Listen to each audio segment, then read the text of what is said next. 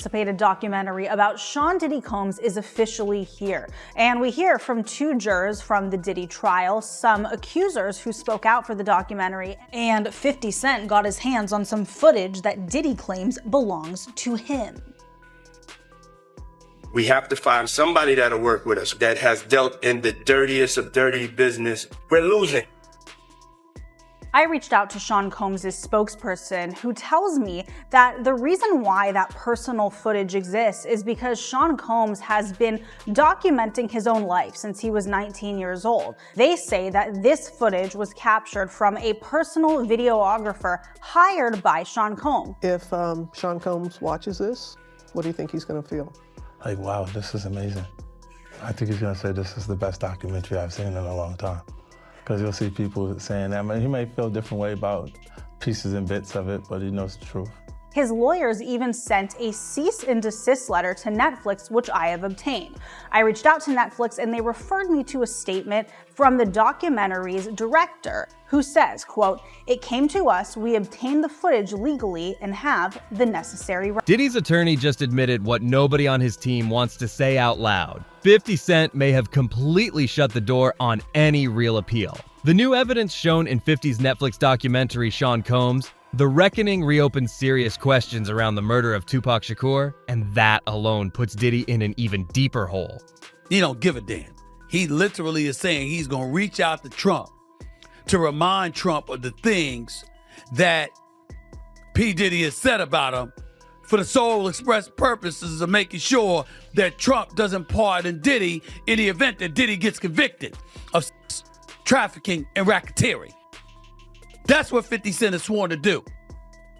And I gotta admit to you, that's wild.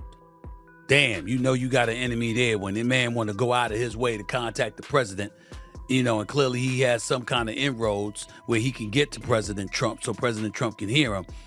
He's basically saying, yo, brother need... This couldn't have hit at a worse time. Diddy was already on shaky ground after reports surfaced that he was allegedly drinking and making calls while locked up. Now this documentary drops, and suddenly everything looks 10 times darker. That's why Diddy is fighting like his life depends on it, because it does. Diddy's legal team sent Netflix a cease and desist letter, but now the big rumor is that they're preparing a defamation lawsuit, potentially for $1 billion over the Sean Combs The Reckoning documentary. They're claiming it uses stolen and unauthorized footage to create a shameful hit piece and damages reputation. Is there precedent? Because when it's a documentary, footage doesn't necessarily have to be approved if it's considered a news piece. And since you didn't watch it, Ebro, there is one piece. I watched some of it. Where, there's very intimate footage of Diddy with his lawyers. But in the documentary, it also talks about how he hired a young person to film him for X amount of hours, a lot, and didn't pay him. So if 50 comes along and is like, I will pay you for this footage. Well, unless that's the biggest congrats, by the way. Well, depending on what the documentation is between that, that person and Diddy. Yeah. Right? If that documentation says that this footage is yours if I am paid. If I am not paid, the footage is mine. Well, no, but I think the default would be it's his. If they didn't end up doing paperwork and the guy's just been allowed access, that's his footage. Oh, yeah, 1,000%. If there's not paperwork. So if Diddy never signed paperwork, he was like, no, I'm going to get you when I get you. Yeah, that's right. Now Diddy never gave him $1. Now Diddy went to jail. He's holding all this footage. 50 goes, I'd like that footage. All right, how much, bud? His legal team has already fired off a cease and desist and is now threatening lawsuits against both 50 Cent and Netflix, allegedly demanding over $1 billion. But here's the problem for them. The footage was obtained legally. No shortcuts, no backdoor deals, no dirty tricks. And it gets uglier. The documentary allegedly shows never-before-seen clips of Diddy interacting with his own legal team in ways that raised serious questions. Really screwed over Mark Agnifilo. I gotta say, this is awful that Diddy owes his life to Mark Agnifilo. literally his life, because he could have gotten life in prison were it not for Mark Agnifilo, his defense lawyer, who had a brilliant strategy. And Diddy screwed him over when he hired this videographer to chronicle his life without telling Mark Agnifilo that when Diddy and Mark were on the phone, this videographer was recording what Mark clearly expected to be an attorney-client privileged relationship. Now, it is true that the client holds that privilege, the lawyer doesn't, but Mark's clear expectation was that this was a private conversation. These were private conversations, and that he and Diddy could talk openly, and Mark could talk to Diddy not just as a client, but as a person, and tried to guide him in a time leading up to his arrest. And unbeknownst to Mark Agnifilo, Diddy has got this guy recording the conversation as he's sitting there saying, "You are screwing this up. You are messing up this case. We're losing." And knowing that that's on tape. And it's almost like he's performing for the camera and not telling Mark. And the really enraging part about it is that Mark Agnifilo won this case for Diddy with legal strategy. It wasn't just an accident that this jury that had heard all of this in the news before the trial voted not guilty on all the serious charges. It was Mark Agnifilo that did that. Yet Diddy secretly records this guy and embarrasses him. And yeah, you could say, well, Diddy never expected that it would end up being broadcast somewhere else. Well, okay, but Diddy was planning on using it, or he wouldn't have had it recorded in the first place. So it's just really... Even worse, Diddy is accused of secretly recording conversations with his lawyers, something that completely wrecks trust and could destroy attorney-client privilege. Sources say his legal team is furious. If those recordings hold up, it exposes how past legal maneuvers may have influenced juries despite damaging evidence already on tape. If Diddy's lawyers start backing away, especially from these newer cases, that's game over. No appeal, no miracle exit, no walking free. It's your bonds. Yo, man, how 50 get, blah, blah, blah. Yo, Puff, take this self doing that. Let me explain something to y'all. All right, whether it's NDAs, whether it's whatever. When these young boys come in, first of all, he only deal with young videographers because he want to rob them, and he know that they want the opportunity to follow Puff Daddy, P. Diddy. They want that opportunity. So they get him at a low price anyway. But when you stay out so many hours a day, Puff wants a videographer with him 24 hours a day on call. Whether we on a yacht, whether we on a ship, wherever we at, he wants to videotape that, right? So now, they come to agreement. They come to whatever the pay is going to be. But then it be so many hours on that invoice that he don't want to pay. He gets in touch with the office. He gets in touch with the chief of staff. Yo, what is this I'm paying? What is this I'm paying? You know what you paying. You was outside all of these hours. It's 160 something hours in a week. You was outside 140. That's the invoice he put in. So now, being if you got a contract and he don't stand to that contract, guess what happens? He could do whatever he want to do with that footage. So now that footage goes to the highest bidder.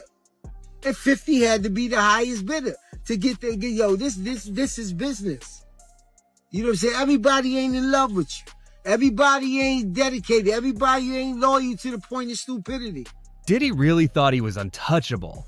He believed he'd beat the system, walk out clean, and even planned to drop his own documentary like nothing ever happened. But that fantasy collapsed fast. The only reason 50 Cent even got access to this footage is because Diddy allegedly burned his own videographer, a billionaire refusing to pay someone who did the work. That move came back to haunt him hard. Was not done with Diddy. I knew 50 Cent was not done with Diddy. He just confirmed that he has more stuff on Diddy that he couldn't even fit in the 4 episodes in the new Netflix Diddy documentary. With 50, it is so hard telling what this man got his hands on, but he said this in reference to the videos that he got of Diddy before he went to jail. A lot of the personal footage of Diddy has shocked a lot of people. And I know, 50, the way you run, this cannot be all that you have. Is there other stuff that you just have not shown? Yeah, well, everything couldn't make it was 4 episodes. Right. So it was a lot. You had to pick and choose things. And on top of him saying that he has more dirt on Diddy, he is also saying that more people came to him with allegations against Diddy that never made it into the Netflix documentary. With the anticipation, they ask him, are you going to make a second documentary and put it on Netflix since you have all of this stuff? And he says that he is about to put it on YouTube. With everything that was out and all of these people that were coming forward, have there been any new tips that you've gotten since it has been released? Well, yeah, everyone starts to feel a little more comfortable when they see other people telling their truth about it. Yeah. So, yeah, it's got to be something on YouTube coming. Yeah. I know.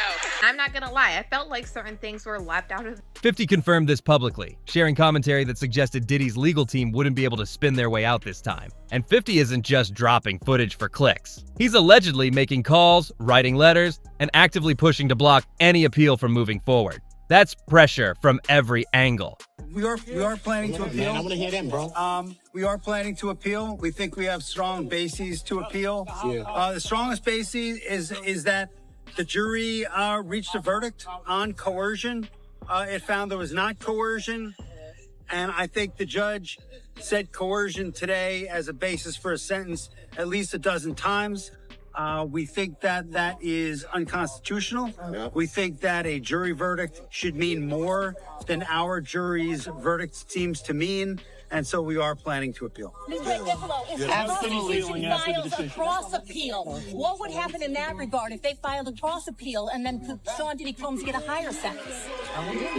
He would not get a higher sentence, and they're not gonna cross appeal. We're gonna appeal. We think we're right, and they'll respond to the appeal, and it'll be decided by the Second Circuit as soon as. Tell us about the conversation you had with your client after the sentencing. Consensual. The judge clearly thought the sexual encounters weren't consensual. Because he's biased. What did you make of his remarks?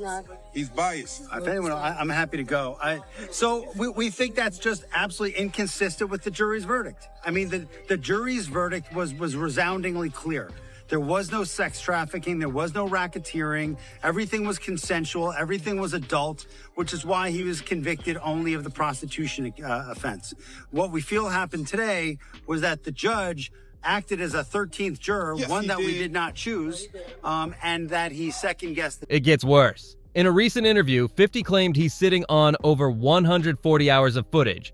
Footage, he says, shows behavior that could raise serious legal questions. And he made it clear, he's nowhere near done releasing it. Some of that material may hit YouTube in the coming months, and there's even speculation that authorities could already be paying attention. We are following some breaking news right now, and Sean Combs is taking the first step to appeal his conviction and prison sentence. His attorney today filed a notice of appeal.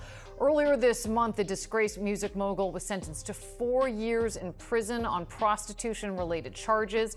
His lawyers have argued the conviction should not stand because Combs lacked a financial motive for transporting male escorts. More papers detailing the arguments behind the appeal are expected to be filed. Just months ago, Diddy's attorneys were publicly confident. They believed an appeal would work and that bail was realistic. You guys, let me also write a letter to the judge. 50 said, "Dear Judge Subramanian, I have an ongoing dispute with Puffy for over 20 years. He's very dangerous. Multiple times I have feared for my life. I think you should consider the safety of the general public, Your Honor, before unleashing him upon them. There hasn't been enough time for him to reform or make any adjustments, despite him trying to teach a class in there. As you are already aware, the government has spent the maximum amount of money on deploying federal agencies, which appear to be an army in 2 locations simultaneously. Later, his son, who's dealing with his own rape allegations. Hey, come on, brother. Come on, man. What Christian Combs got to do with this, 50? He claimed that the feds had hit the wrong house. Anyway, Diddy's only going to return to hiring more male sex workers and keeping most of the baby oil away from the general public. And babies need it. My Netflix doc on this scandalous subject is coming soon. Oh man, this is downright evil, you guys. Why would 50 Cent... But Diddy truly thought he did nothing wrong. Even after conviction, he reportedly believed he deserved to walk away without jail time. And it wasn't just an appeal Diddy was counting on.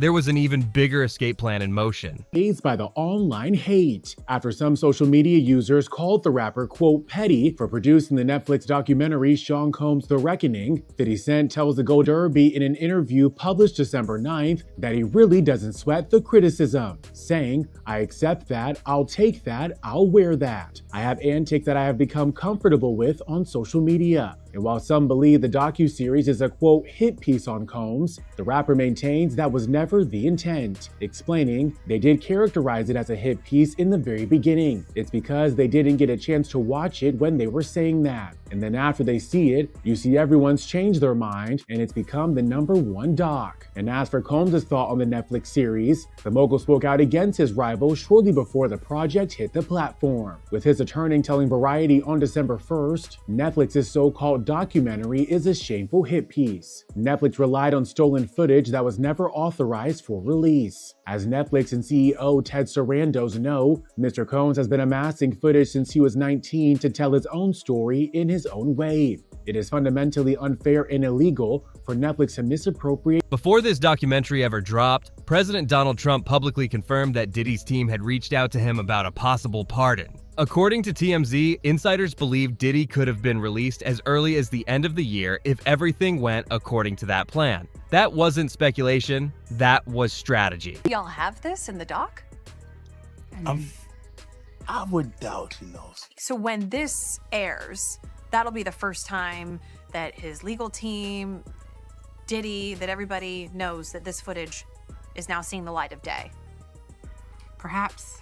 What was he intending to use it for? I have no idea what he was doing that for. I mean, you know, you're talking about a man who films himself doing everything and has for decades. I think he wanted someone to be behind the... Watch this and think that you really hate Sean Combs. Why would you be thinking that?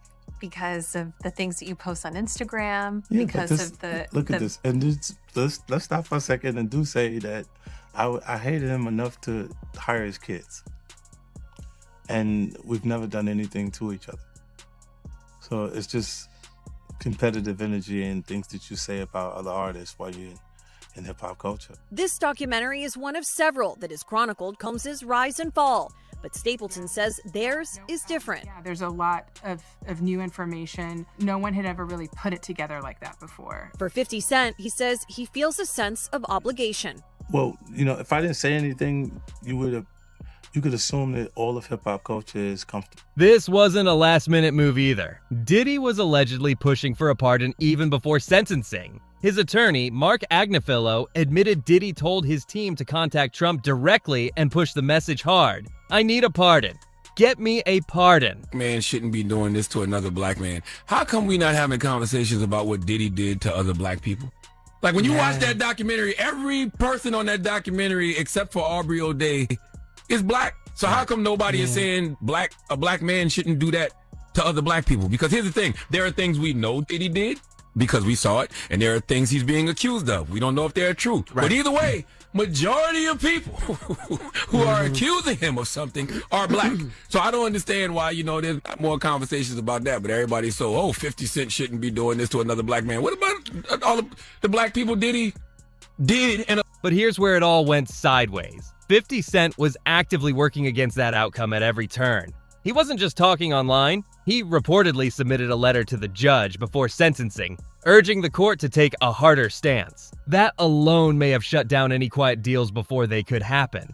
He got everybody going, man.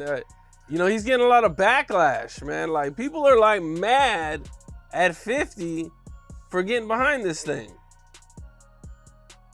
Well, see, the thing about it is that people are out there rabbit-ass mind, and they gonna sit up here and they gonna say some stuff like, yo, they try to make it up like, it's because of a girl, it's because of a woman. A man that can have any woman in the damn world, you understand, go any parts of the world, find beautiful women all over the world, that's willing to do whatever he wants to, I'ma be mad because this dude got this one? Nah, it's bigger and it's more than that. They don't want to say, a lot of these cats out here don't want to tell the truth behind shit. You understand? When 50 was out here, you know, trying to get into, well, he was writing for most of Puff stuff. He was writing for artists. He was writing for different people. LL, Puff, whatever he can get money at, you know what I'm saying, to do some writing and stuff like that. Jam Master Jay had him writing shit, something like that. So Fifth was writing. Then when he did How to Rob the Industry Cat joint, he's supposed to be the next one to come out of New York. You understand what I'm saying? He gets in this beef, you know what I'm saying, with Murder Inc., Ja, Irv Gotti, Supreme them. They try to eliminate him. Then Puff and the other people put a tag on him where it's that, yo, don't let him make no money. Don't sign him. You ain't gonna have none but problems. They put a bad tag on him. You understand? He gotta go to the West Coast and with Dre and Eminem to get his deal. You understand what I'm saying? So they put this tag on him to stop him from eating his craft. You understand? They try to kill him, you understand, because they got a problem with him. And then you supposed to have some love, so people who try to take you out of here, try to stop you from eating and everything like that. Diddy was a part of that. And now some people are attacking 50 for exposing all of this. They claim he's jealous, which is honestly laughable. 50 isn't chasing relevance or clout. He's a multimillionaire with his hands in music, television, film, and business. At this stage, he has nothing to gain from jealousy and everything to lose by speaking up.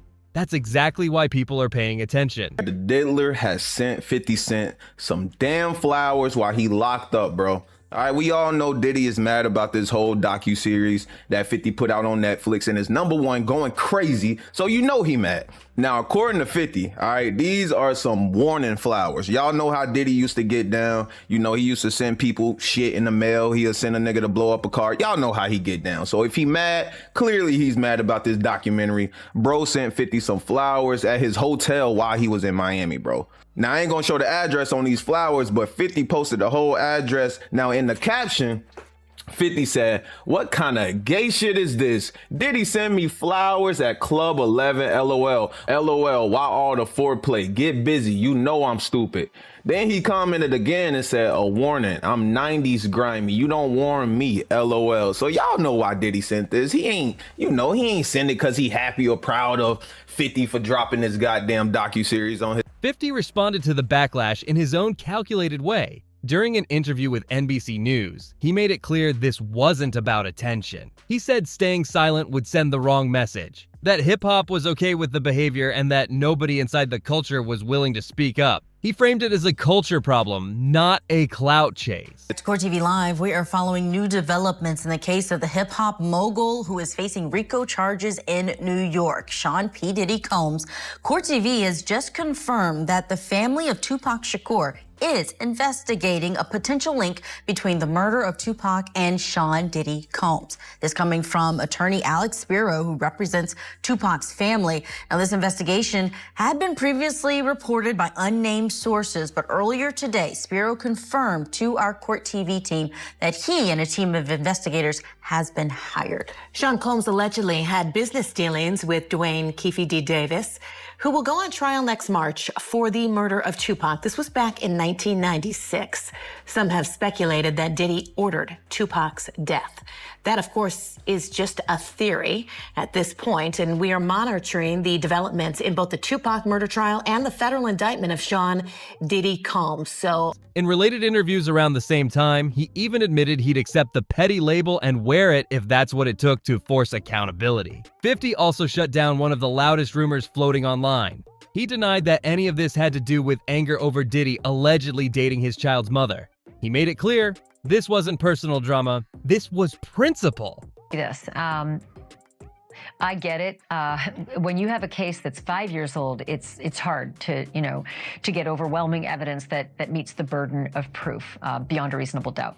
When you have cases this old, no matter what Fiddy has found out and put in this documentary, do you see it at all ever possible that Diddy could be involved in a murder trial when it comes to Biggie and Tupac? It could be possible, yes. However, like I said, they need a lot of corroboration to make that stick, because it's really alleged right now as to his involvement. It's not anything that's substantial or concrete that he was involved. It's personally from people talking about it and saying this is what happened.